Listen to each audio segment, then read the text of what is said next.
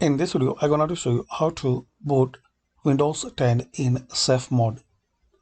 So firstly, press Windows key plus R.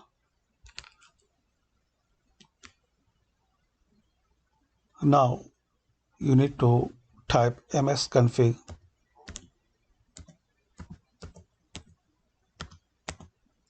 Then click on OK. Now you will see this screen. Click on boot. Now check this box, safe boot.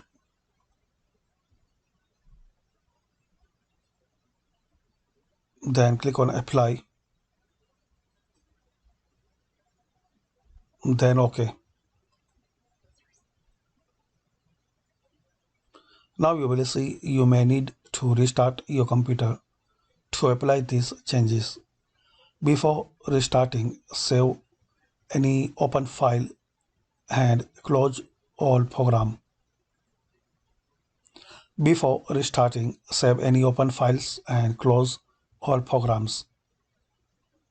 Then click on restart. So like this, you can boot Windows 10 in safe mode. Thanks for watching this video.